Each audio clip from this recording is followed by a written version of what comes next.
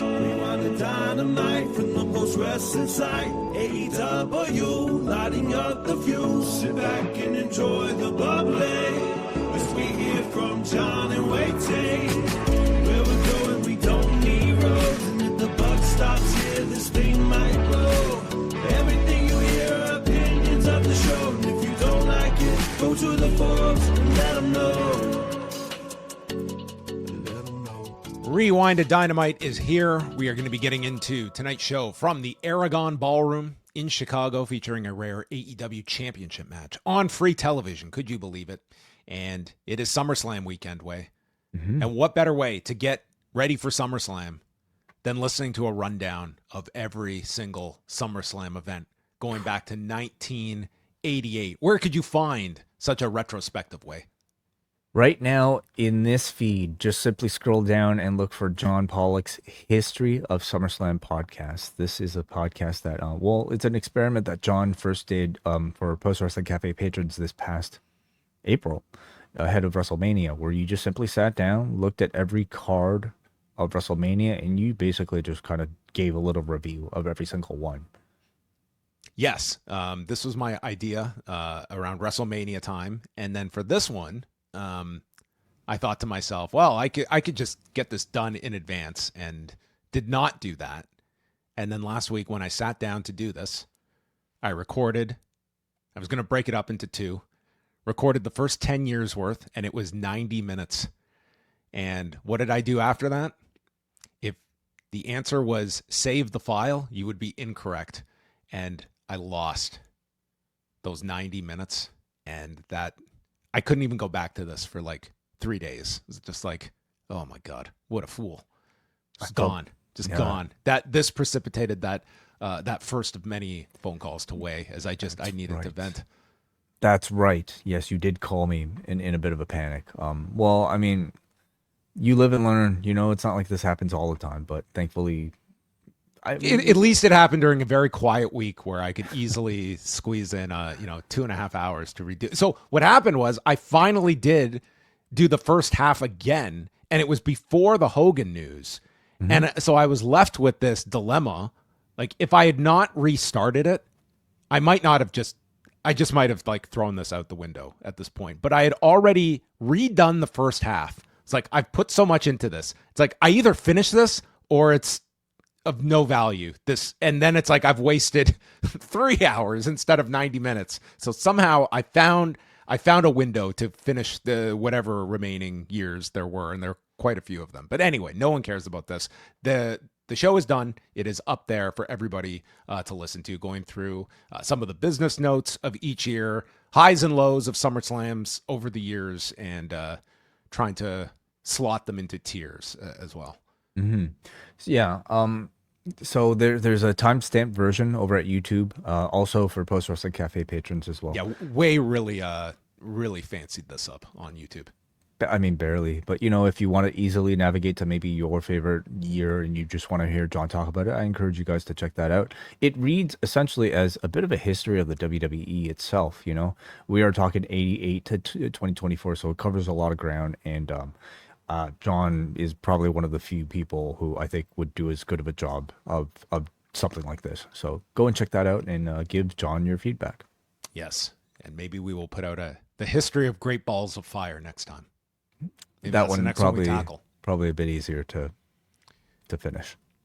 Also, do want to mention David Bixenspan was on Pollock and Thurston today. We're going to have book club coming out on Thursday, and then on Friday, we are going to be doing a special G1 show, Way and I, where we will also be adding on an XL version of the news to it. There will not be a Rewind to SmackDown Friday night. We're doing the G1 in the middle of the day. We're capping it at one show for the day because we're going to be very busy this weekend with a SummerSlam on both nights, where we will be going live Saturday night and Sunday night here on the YouTube channel. So do make sure you hit subscribe. It does help the channel out a lot, and you will be reminded when we are going live several times this coming weekend, covering everything SummerSlam related. Are you ready for?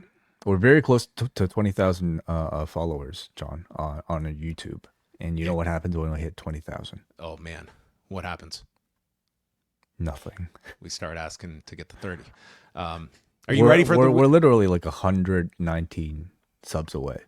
So Well, everybody stop what they're doing right now. We could just sit here and just wait. We could protest and just make there's no way everyone has hit subscribe that's listening to this. it's fine. Let's fine. guilt. I think guilt is the best form of effectiveness. It could be, or just a pure annoyance. Yeah. I did also want to remind our Post-Wrestling Cafe listeners, we have also up right now our Fantastic Four First Steps review from Scrump, WH, and Rich Fan, Team Make-A-Wish reuniting to talk about Wonderful. Fantastic Four, which I got a chance to go see on Tuesday, actually. Oh, you saw it? I did. Any thumbs up, thumbs down? I'm not the right person to ask because What do you mean you saw it? What was your opinion of it? I was so fucking tired, and these seats are so comfy. Oh. Did you I don't think it's an indictment on the movie, more so just on. So you didn't like it, but you don't want to flat out say it was a bad movie. So I'll say I didn't love it. Like I guess it didn't shake me to come. Have you ever convulsed in the middle of a movie? No, I have Whoa! not. But it didn't shake me out of my sleep deprived state. But I mean, it was mainly on me, I would say. So movie theaters must be death for you at this. It's hard. It's difficult. Yeah. The room is dark. The seats are so comfy. I really wanted to stand up. Honestly, is what I wanted to do in the theater, but I didn't want to look like a super weirdo. So I need to get one of those rumbling seats. That's maybe what I should have bought a ticket. They're overrated. Yeah. Anyway. Okay, well, there you have it. I think my next movie I have to go see is Bad Guys 2. So wish me well. What's that? Bad Guys 2? What is that? You can look up a trailer and then think about me watching this movie. Okay, that's everyone's entertainment for the evening. All right. Check out the Fantastic Four review. It's going to be a very busy weekend. We have, everything will be covered over the next couple of nights. To Chicago we head, where WrestleTix announced the capacity was at least full of the AEW setup here. 1194 for tonight's show at the Aragon Ballroom. They will say goodbye to this venue on Thursday night, and we have got a video package at the beginning hyping up the Page Moxley rematch for a little later on in the show. But beginning is the quarterfinal match in the tag title Eliminator between the Outrunners and currently in the ring, Matt and Nick Jackson, who do not get an entrance, get the jobber introduction, and then the Chiron appears, where it just simply is the template. Talent name, social media, stat at the top. I love this. Adorable. Great. I think they could really run with this. What, every week? Just one of these? No, I think they can come up with new things each week to kind of just diminish their status. But the Outrunners, we forgot they were part of that big $400,000 8-man tag last week, so they are $200,000 richer. And this might be the first time we have had winners of any of these matches brag about the fact that we won money. Right. It's like they win these things and it makes no difference for these people. At least the Outrunners, they should have had new gear for this week. I think they could have upgraded from the Newports.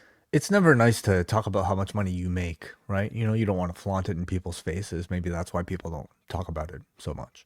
Well, we have a pretty heated crowd, especially for the Outrunners, and the winner of this match will go on to face the winner of the Gates of Agony Bandito Brody King match, which is happening Thursday night. So Nick gets involved, super kicking Floyd to the floor. They get the heat on Magnum and cut off the ring.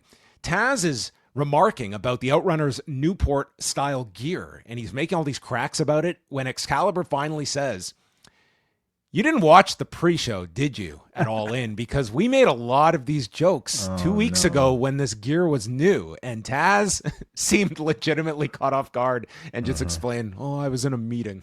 So It was very funny, I found. It was a very long show. I don't necessarily fault him. Yes. Yeah. When Mark Briscoe announced at 10:15 p.m. that we're just getting started, I think everyone was like, oh, God, really? They go for the double by elbow, but get interrupted by Nick's super kick. They go for total recall, stopped with another super kick. And then after the super kick party, Floyd powers up with a double clothesline. Crowd's going wild for them. Matt low blows Magnum, shoves referee Rick Knox, and then is caught in a schoolboy for a near fall. Nick then super kicks his brother by mistake. Total recall is hit on Matt. Nick makes the save, and then Magnum is pulled into the corner, crotch first, as they hit the TK driver, pinning Turbo Floyd and the Young Bucks, the unnamed Jobber 1 and 2, advance to the semis. I thought it was a very hot opener for me. So I mean, I've largely enjoyed this Aragon Ballroom, but I felt like the crowd tonight probably sounded among the best they've sounded these past 5 nights, and I thought it was very evident even in this opener. Very hot. The FTR Outrunners match on Collision was great. The pre-show match maybe a little bit more disappointing, just considering It's kind of a standard pre-show match. Yeah, this one I felt was more of the quality of that FTR match. And especially I think having this like more intimate setting where everybody in the building knew and liked the Outrunners and responded well to all of their spots and really wanted to see them win. I think that really helps this team. So the Bucks, obviously being great heels, were a great team for the Outrunners to showcase their underdog babyface appeal. The crowd was just so hyped for them. So yeah, good match, I thought. Crowd was great, and I think the Outrunners, like, they've kind of had this like ebb and flow of being like this cult deal, but they seem to be in a pretty solid footing at this point in the tag division, where they're still doing aspects of the comedy, but they can also do like the serious match as well. I think after establishing that with the FTR Collision match, and they're a really hot babyface team that, or at least they're believable. Like, the audience could have foreseen them winning this match potentially, especially given the story they're doing with the Bucks. Agreed.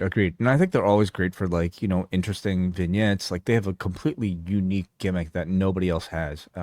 This roster has a lot of great wrestling tag teams, a lot of great high-flying tag teams. They don't really have any other Outrunners. So at the very least, I don't know if they'll ever win a championship, but I would at least say I feel like their employment in the mid-card of the tag division should feel quite safe. Okada comes out congratulating the Bucks, and they attack them when Swerve appears.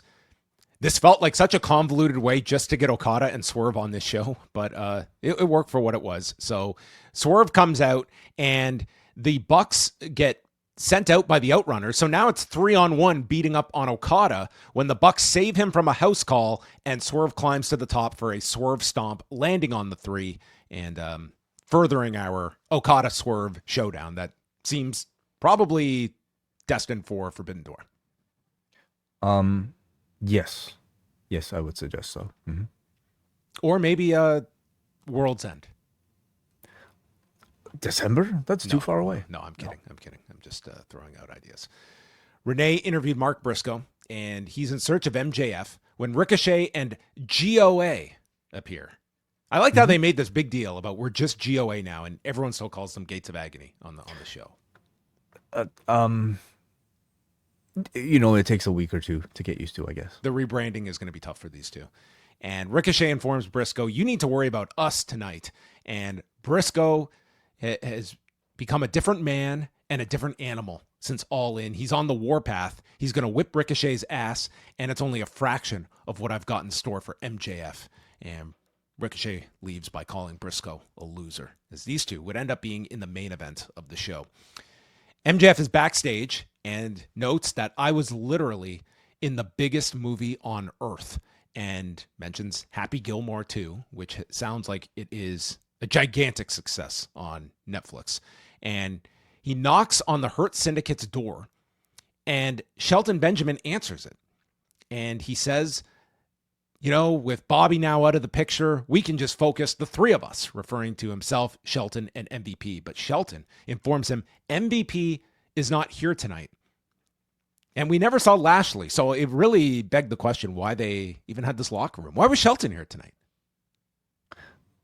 Great question. Maybe he wanted to one more night at the Aragon Ballroom and take in the sights. Maybe it's just in their contract they have to have a locker room even if nobody uses it. Why is Shelton here? I don't know.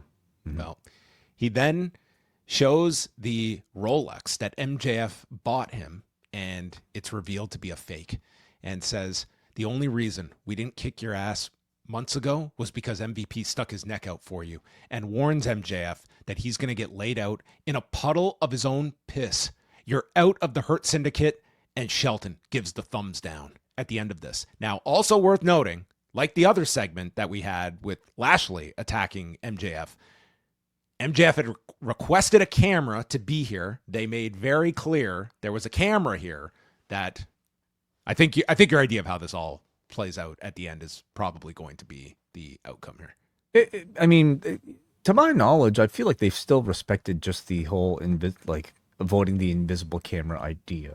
Have they not? You know, like I think they still, even if this isn't meant to be a misdirect, they might probably still let the audience All know. I'm saying is if this is all just a swerve at the end, it's at least logical rather than this is like some private conversation that we're technically not supposed to have a cameraman there seeing. It really would make no sense unless this were being openly broadcast for the purpose of deceiving everyone.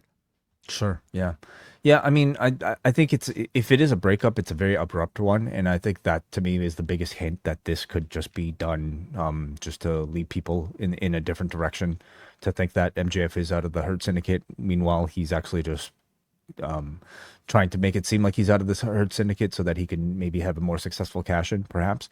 But it could also be them legitimately kicking him out of the Hurt Syndicate. It could be that. It's possible. Maybe the answer is whether or not this is a real Rolex. That's the answer. Well, he smashed it on the ground, so I would certainly hope it wasn't. But yeah, I don't know Rolexes well enough to be able to tell or not. Where do you think in the Aragon Ballroom did they find this this locker room? Well, we saw this, like the Bucks had us. Yeah, I know. They've used this several times now. This is not the most aesthetically pleasing.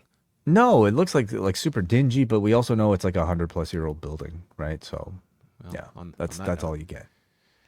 Shivani welcomes out Christian Cage for his first appearance since the attack at All In, Texas. And he admits, I am an asshole. And the crowd applauds this admission. And they start chanting asshole at him. He says, for years, I have been numb to the world, obsessed with becoming champion. And I had my plan for Revolution. And for a split second, I had feelings when he refers to looking at Adam Copeland. And that momentary lapse in judgment cost me my chance to win the belt. And Nick Wayne, Kip Sabian, you have not earned the right to question me yet. I've spent more on rental cars than you two have made in your careers. Mm-hmm. Yeah, probably true. That's why you guys should have unionized years ago. You wouldn't have had to worry about these rental car expenses. Should be a company expense, should it not? I don't know. That I'm not sure. So he states that he didn't inform the patriarchy of his plan for Revolution because he didn't think they were competent enough to pull off the plan. So he admits these guys were idiots that I was hanging around with for all these months. And he says that I did it myself and none of you know anything about what risk is like I do. Copeland, I heard what you said, and I've said a lot of terrible things about you. I threatened to snap your neck in front of your family. I told you I was going to take care of your wife. I even spoke about your mother. And how can he possibly get himself out of that hole when you've talked about a man's deceased mother and his wife? Well, you know, Adam, it's the game within the game. And you too were an opportunist once upon a time, and you would do anything to get to the top. So maybe I found myself, maybe I didn't. And we are so different, but we are also the same. Now I'll also add that there were all these breaks in this promo where he went to like acknowledge the crowd that at some points it didn't sound like they were making a peep at all. And I don't know if it was like a purposeful like part. I think I'm giving too much leeway here. Like he felt very awkward in a lot of this delivery. I think did you feel the same? He just stumbled and tried to save it by pretending that he heard something from the crowd when there were a number of them in this as well. Well, it was a long segment, you know. It was a very long promo. I'm only halfway through. He says that the patriarchy embarrassed him at All In, and then says how, yes, Shayna, it was hard for me to get up that night, and then just started talking about her holes. I'll go very far when it comes to recaps with the Toni Storm stuff. I'm not breaking down the holes here. He says that he always answers for his actions. So will Nick do the same? Nick, you have more talent than I do, and I protected you. You have the tools to be the face of AEW, but you have to beat me in order to do so. You've already got one dead father, and now you have another father that is just dead to you, and I disown you. So as he walks up the ramp, out comes Mother Wayne, who goes to slap Christian. Sabian appears on the ramp to distract, and then that leads to a belt shot by Nick Wayne. They are disowning Christian and hit him with a concerto. And to cap it off, Tony Schiavone, who is back on the desk, just says, I fear that this is not going to be good for his career after the man is laid prone on the ramp after taking a concerto. Might not be good for his career. He's probably taken quite a few concertos in his life, though. You know, he's had remarkable recovery for a man that does have concussion history as well. So, yeah, this is a long segment. I would not say this was one of Christian's better promos, but you can see the directional change that we are beginning for Christian's character. I thought they went a lot further in like this babyface turn than I maybe thought they would in like promo number 1 since the attack. But you know, you can see where this is going, and it's a matter of, you know, you've got to kind of shore up this patriarchy program, and then it's the reunion with Copeland. Or they could both happen at the same time. They could. Yeah. They could. I mean, we kept talking about FTR. Like it, you know, obviously there's going to be something with Sabian and Nick Wayne as well along the way. Mm-hmm. Yeah. I think, again, like when the turn happened, you know, the audience was already with Christian. I think they were already cheering him, and wanting to see a reunion with Edge anyway. Christian is definitely, I mean, he was a heel, but he was also the type of heel that made you laugh because he said really outrageous things. So I think turning into a babyface, even if like in storyline he did really dastardly and said really dastardly things, wasn't going to be that big of a challenge for most of the audience because it's kind of easy to like this guy because he's such an entertaining asshole, right? But I thought, like, despite maybe some technical screw-ups in the delivery, I thought the content of the promo was strong. You know, gave you a lot of reasons for why. Well, first of all, he admits and owns his mistakes and owns that he is an asshole.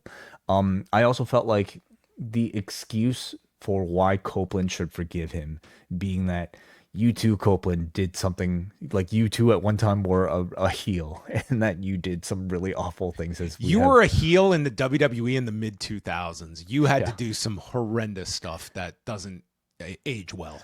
Yeah. Yeah, that sort of whataboutism, I guess, tends to work pretty well. Maybe Christian went back and watched Vengeance.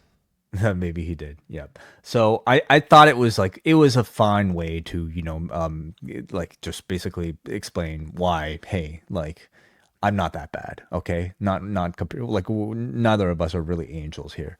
So I think it's in good shape, you know, like the audience again already wants to see Edge and Christian together. Certainly against Nick and Kip Sabian. So I think this is all in good shape for September. Maybe I found myself. Maybe I didn't. Did he find himself? That's the question. And then we're going to Hangman Page and Jon Moxley for the AEW. We had a little segment in the back with Stokely Hathaway. Oh, that's right. And FTR and Big Stoker in the back. And Copeland has been banned from the building tonight. He calls the Hurt Syndicate cowards for their attacks last week. They are also conveniently not in the building. And warns the Bang Bang Gang, who they are facing on Thursday night in the semifinals of the Eliminator. And the Young Bucks enter. And FTR explained they're happy that the Bucks won. Hope to see them in the finals. They shake hands, and then Stokely tries to psych them out, asking, "Are you guys really no longer the bosses?" And that ended the segment. Mm-hmm. Yeah.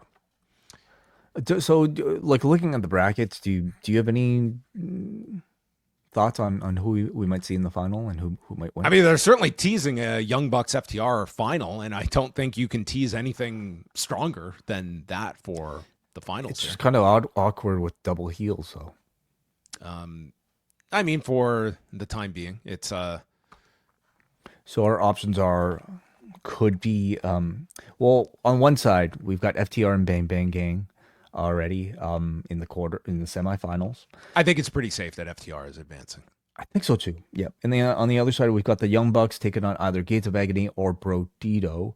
I really hope it's Brody and Bandito against the Bucks in the semifinals. I know they're pushing GOA, but I think it's a much more attractive match for television with the Bucks against Bandito and King. And quite honestly, they could go with either team, but you know, based on tonight, they're at least hinting towards the Bucks. But you are kind of doing this gimmick that it doesn't make a whole lot of sense for the Bucks to be on this winning streak either.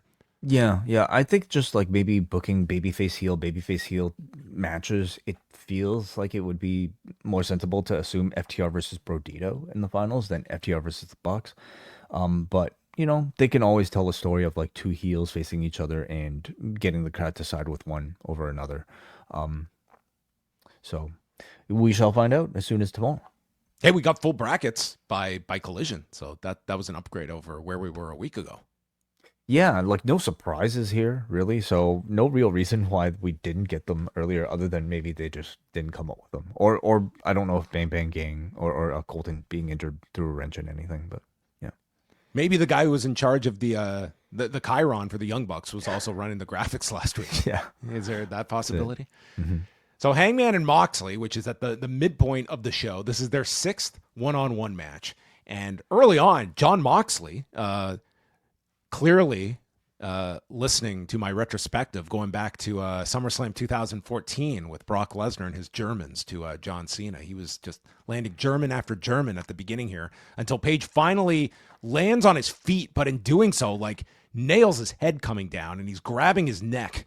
It's like, is there anybody in this company that would be more of a hit in the balls if he got hurt than Hangman Page at this moment? That does not seem to be stopping him from having the type of matches he would as if, this was his last match. Yeah. So Moxley then proceeds to hit his first of several pile drivers, the first being on the top of the steps. Taz says he wants all pile drivers outlawed, especially ones on the steel steps. But Page was okay. This was one thing where he is pile driven onto the steps. Not an insignificant moment. And Excalibur goes, all Moxley has to do is roll him into the ring and he could win. And we throw to commercial. It's like, would this be the point where you go to a commercial? If I were watching something, it was like, he's right. Got a breakaway on the net. We'll be right back. No, absolutely not. Like, this is a pivotal moment in the match, but it's just, it's a move on the outside. Let's go to break, right? Like this is just the way the match is structured. But you're right. Like, that was such a significant moment. You have Excalibur literally saying all he has to do is roll him in and he wins. Yeah. We'll be right back. No, it's silly. It's silly. Yeah. Moxley does not get the pinfall because Page beats the count at 9. Didn't really explain why Moxley was just going to ride out the count here, but Page beats it. And then Moxley... He wanted to win on TV. He didn't want to win while, on Triller? No. He's going to win on TBS.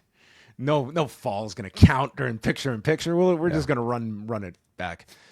Moxley then uses the nails on the back of Page and then bites his back. I don't know if I've seen that one before, biting the back. I'm sure it's happened. I'm sure. But, yeah. The Page regains his footing, absorbs all of these kicks and fires back, sets up for the buckshot, but Moxley drop kicks him off of the apron and sends him onto the desk where he's going for another pile driver, but this time Page turns it into the Deadeye. But this table, undefeated on this show. Page does a backflip off of the turnbuckle into a tombstone. Then he goes to grab the wrists of Moxley to do the Danielson foot stomp and gets caught in a choke, breaks free, applies the label lock. And Moxley gets out of that. He hits another pile driver onto the edge of the apron, a gotch pile driver in the ring, and Page still kicks out. So Moxley is goading him into a slap fight, and he gets sent out of the ring, and Page to the top with the Orihara moonsault. Fuck ACLs. And he says that he goes for the buckshot, it's ducked, and lifts him up, goes for the Deadeye, but in doing so, swings Moxley into the referee. So this is when Claudio and Yuta appear, and we've got security at ringside because no one is allowed there. Security is all distracted by Claudio and Yuta, so Shafir makes her way ringside, sliding the belt to Moxley, and as Page goes for the buckshot, is nailed with the belt, and Paul Turner regains consciousness, counts 2, Page kicks out, and the place goes wild. And the BCC are all being ushered out, and then, out of nowhere, Darby appears on this balcony. And dude, this is, like, we've been watching these shows for several weeks. The way they shot this, like, this balcony was so high, and he leaps off of this thing right onto the BCC, and it was a wild spot. Awesome. So they're all taken out. There's a Deadeye attempt. Moxley escapes, goes for the choke, but Page eventually hits the Deadeye and then one final buckshot to pin Jon Moxley and, in theory, put an end to this feud for the time being, because it does look like Moxley will now peel off with Darby Allin after this. Mm-hmm. Great match. I mean, I don't know if that's a surprise to anybody, but even like the sort of I guess announcement of this one somewhat odd in that you're following a death match in a stadium with a regular match, granted, like banned from ringside. Banned from ringside. I suppose that is a stipulation, but like you're basically going from like a major stadium event to something that is small and intimate and I guess relatively pure, in comparison for a match type. And I thought this ended up being a completely entertaining and captivating follow-up to something even as grand as that. And I think they managed to achieve that simply because, they did a lot of head bumps. Okay, a lot of drops on the head, like numerous pile drivers and ones that certainly made me wince. So that certainly helped. But it was the intimacy of this venue that I thought made the biggest impression on me. The atmosphere was incredible, and it made this match feel special in a way that I think, the stadium show made this match feel special as well, too. But this one made it feel like it was just the hardest of hardcores inside a packed room together, everybody screaming, and all of that sound like multiplying in this sort of like very sort of audible venue. I loved the Darby dive at the end, on top of this great match. But just as a way to, if this is the end of this feud, I thought a great end to it. It was a great match, and in a tough spot to have to follow like such a marquee match from only 2 weeks ago. But I thought this was a great television match. It set you into Moxley's next program. I thought Moxley was fantastic in this match. Like I just thought all the little heel mannerisms and just bullying Hangman. I thought he had a really great performance here. I do find like the whole Colt Cabana thing, I just thought they were going to milk that for a lot more than what it was. That just kind of felt like a one-off thing. Like they haven't even made like the Hangman Dark Order connection to play off of it. Like I'm sure Colt will at some point return, but it just feels like it was this fairly significant, very bloody angle that was just kind of done for the night, and that was it. I guess I don't know how significant a Colt Cabana attack is in 2025 when Colt is really barely a presence on the show. So why do it? Because it's Chicago, and because there is some history, between Cabana and via the Dark Order and Page. He's about as good of a candidate as you could have for somebody in the back to take an assault like that in order to anchor Page. Yeah. Well, that was we've got no update on the man, so it might be at the end. Yeah, maybe tomorrow. They got one more night in Chicago. They did another big video package, this one for the Chicago Street Fight on Thursday with Dustin Rhodes and Kyle Fletcher. Do you see any chance of a title change this early for Dustin? I do.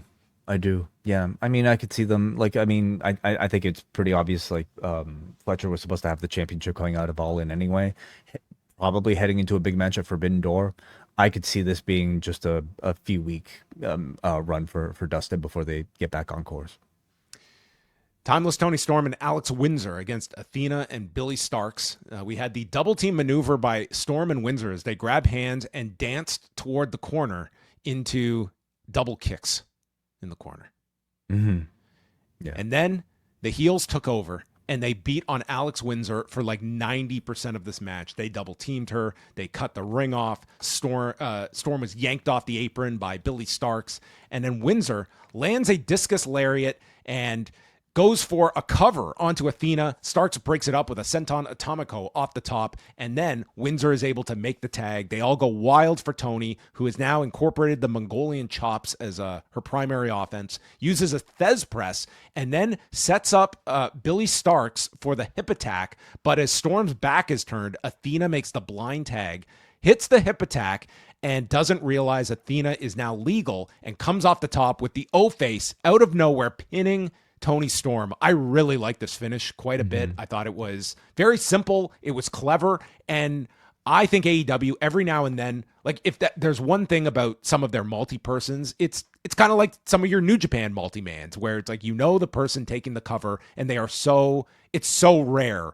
that they're going to have one of their stars take the cover. But for what you're doing, it made a lot of sense. For number one, it's like the O-face that is the finisher that Tony falls to. It's obviously a match they're going toward. And it was a bit of a surprise that Toni Storm is the one to take the pin here. So I like the ending of this quite a bit. Agreed. I like that in both MJF and Athena, they have two, contract Money in the Bank gimmick type of holders that aren't just beatable guys, that aren't just people that, can take falls because eventually they're going to weasel their way into winning the championship anyway. No, like both MJF and Athena are booked incredibly strong. And in this case, she shows that she's capable of beating the champion even without this contract. So I love that. I think this match had the sort of other purpose of like introducing basically continuing to introduce three new faces onto Dynamite. Yes, we've seen Athena before, we've seen Billie Starkz before, but never really in like a real storyline on Dynamite. And of course that goes for Alex Windsor as well. So this match I thought did a great job of just integrating all of these new women into AEW Dynamite's tag division via Toni Storm. I think Alex Windsor in like a week, they've done actually quite a good job of her of placing her next to Toni Storm. I think they kind of fit in terms of certainly in-ring style, but also in terms of just like whatever type of like strange world that Toni Storm has crafted. I'm kind of curious to see that explode a bit more. Meanwhile, I think Athena and Starkz, like obviously they have tremendous chemistry that they've developed over the years, and I think that's transitioning pretty well to TV. So they're doing really well, I would say. And Starkz would run Windsor into the desk as Athena tells Storm that it's only a matter of time as she holds the contract. Renee speaks with Hangman, who is interrupted by MJF. And MJF takes issue with Page calling him a coward last week and says that Page is the one that won't agree to face MJF unless he uses the contract. So MJF wants a title shot, but he doesn't want to have to use the contract. Whereas MJF says, Swerve, he was a real fighting champion. Page is not going to fall for his games and try to get goaded into giving him the title shot. He says you either need to use your contract or earn it because there's others in line like Mark Briscoe. That's who you need to beat. And he threatens MJF, who takes off. So that is the obstacle in his path and thus giving a reason for MJF to face Mark Briscoe. Mm-hmm. Mm-hmm. Alicia Toot is with Willow Nightingale, who has not received an answer from her challenge to Tekla. And they are the triangle of madness. She is the trapezoid of Grapazoid, and went to Tony Khan to propose a match. I can't recite this verbiage, but she received. You draw the line at like whatever Christian said about Shayna Wayne, and then you draw the line at this promo. This to me was like Willow's trying out a lot of different things for her promos. I don't know if all of this quite stuck. So basically, she issued a challenge, didn't get an answer, so she just bypassed Tekla, went to Tony Khan, who said, "Yeah, that's a great idea." I was like, that's probably step one for the future, and says that she is going to kick Tekla's spider ass and rip off every single one of those 8 legs. Yeah. Mm-hmm. Is that a stipulation?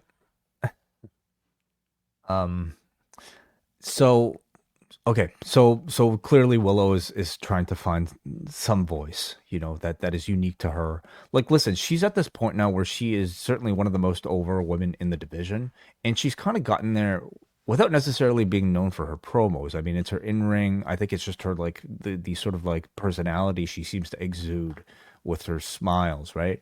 And I've heard her cut, like, good promos before, but I haven't necessarily needed to hear her try to do this, which I think was some sort of attempt at, like, doing, like, a nerdy, like, cute nerdy type of thing, which I certainly didn't think worked in tonight's iteration. It didn't seem to really connect with this crowd either.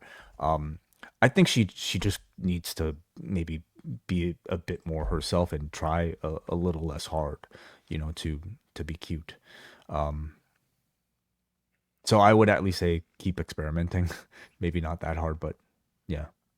Well, we've got Woman versus Spider tomorrow night on Collision, and joining that will be GOA against Bandito and Brody King in the Eliminator tournament. The semifinal involving FTR against Austin Gunn and Juice Robinson. the Chicago street fight between Dustin Rhodes and Kyle Fletcher, and Chris Statlander in action. Mm-hmm. Yeah, maybe I'll be on Matt or Nick Jackson, maybe. Chris Statlander in action, so it means it's going to be against a jobber. Yes, got it. Yeah, I'll be reviewing the show with Kate actually tomorrow night on a special Thursday Collision Course. We look forward to it. Main event, Ricochet and Mark Briscoe. They showed highlights of their ambulance match from earlier in the year, and Briscoe sends him out of the ring when the Gates of Agony show up. They come down, and Ricochet hits Mark from behind, hits the tope suicida. We go to break, and he uses a thumb to the eye and then is sent to the floor. Ricochet grabs a chair, which Bryce rips away, and Briscoe would slap him on top of his bald head, which the audience was enjoying. Toa pulls down the rope, so Briscoe crashes, allowing Ricochet to hit a Fosbury flop.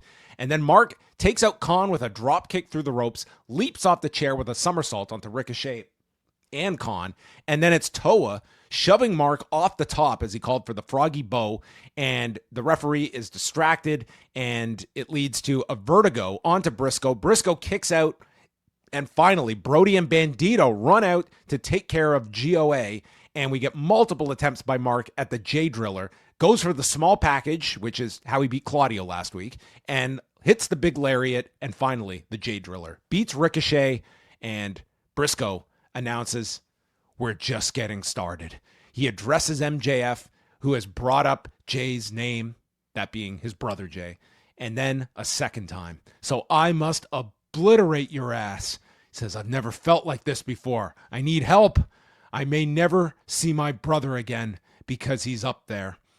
And if I kill MJF in cold blood, I won't be able to repent because not one cell in my body feels the slightest bit of remorse. So make my day, damn it." And he calls out MJF. He wants to have a match right now. The music plays, but no one comes out. Max is on the screen and explains that, "Mark, I'm not an idiot, and I see you're dropping the comedy routine, and that doesn't mean I have to take you seriously.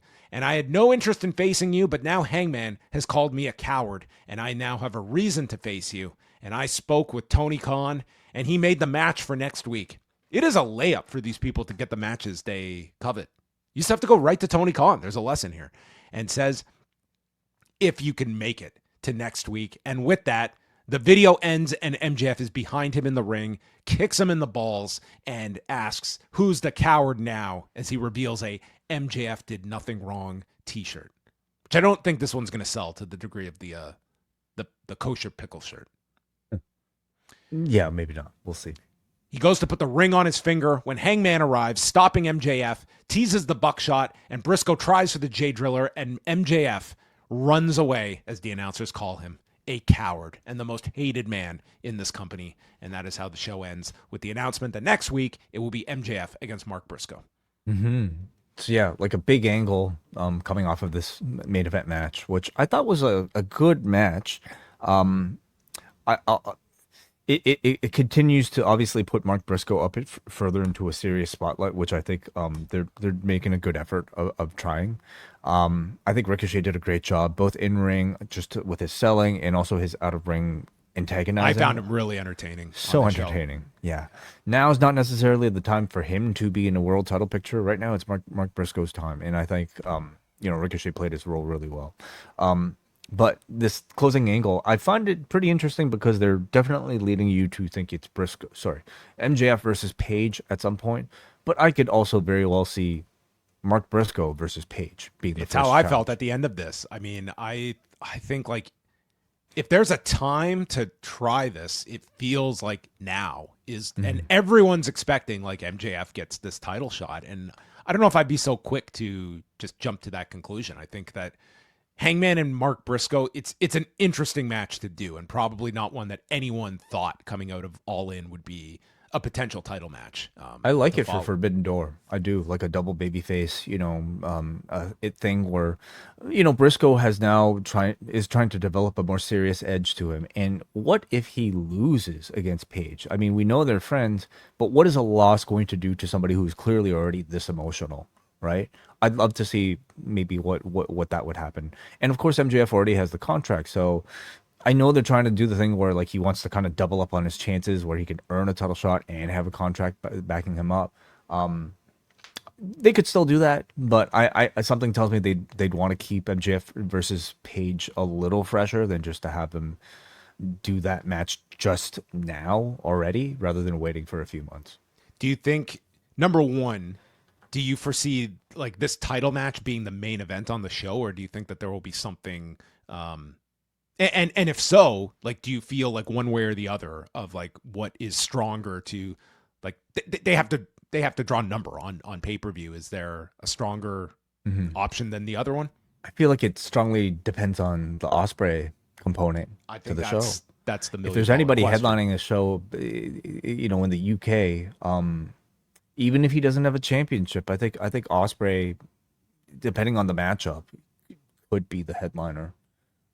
I do think it would have to be a title match though to maybe really justify it. I mean, can you see Swerve and Okada being a top match? No, right? Not really. I don't see that one like closing the show. Yeah. What about tag team? No, nothing. Right? I mean, to me, the big matches that you'd be looking at would be Ospreay, if he can go, and Omega, obviously. Like what matches those guys are involved in, and maybe it's a risk worth taking that the Page and Briscoe, or if it's MJF, then okay, yes, I think that's definitely a main event. You can certainly go. Feels early, but yeah. What about the women? Could the women? Athena? Well, we're Athena definitely Toni getting Storm? Tony and Athena, I feel like, sooner than later. Like they're really pushing that one hard at this point. Like I can't even see anyone else like just being an opponent for Toni Storm on such short somebody notice. from Stardom potentially, but I mean, how are they going to build to that? They have a month, I guess. Yeah, and I mean, Stardom's also like in the midst of their whole 5-star Grand Prix as well. Like it is kind of difficult for a lot of the top women in Stardom to just bow out and do and not just be free for that day, but in theory you want to do some kind of mini program, and like we're 3 weeks away from this show as well. 3 weeks away, and I mean that's still a lot of time, but yeah, like almost like no mention of any other promotion. They're not pushing anything on the New Japan front. I mean, CMLL at least are more kind of intertwined in the whole AEW, week to week. But the biggest program there is MJF versus Mystico, and that doesn't seem to be something they're hitting on at all. No, right now. No, not for this show. I thought overall this was like, I really enjoyed the first two matches, the tag match and Moxley and Hangman. Those were the strong matches, and I did like the booking for the other two matches on the show. I would say the matches, you could take them or leave them. They weren't like show stealers, but the booking of them, like I like the setup with Athena and getting to MJF and Mark Briscoe for next week. So it was a fine show overall. It does have that feel of like, we just hit such a high, and now it's sort of trying to get the wheels going now to peak for another show. And, there is that sort of like come down from All In is kind of a feeling you do get on these shows.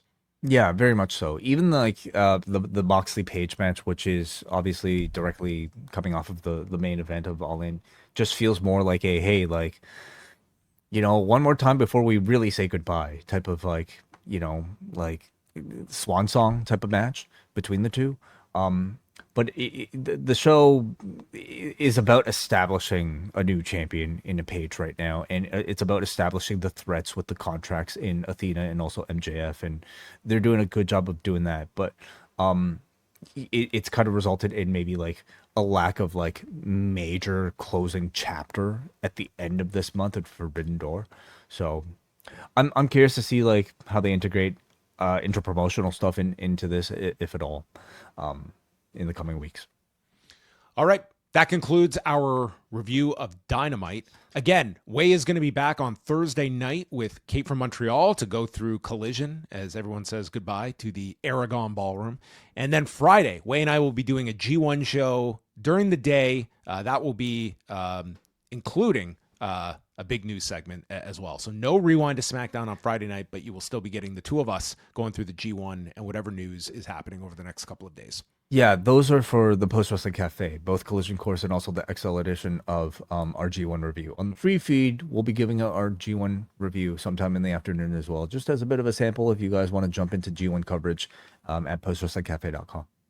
And then again, live here on Saturday and Sunday night after SummerSlam here on the Post Wrestling YouTube channel. So goodbye to everyone on YouTube, and we continue as we move on to forum.postwrestling.com.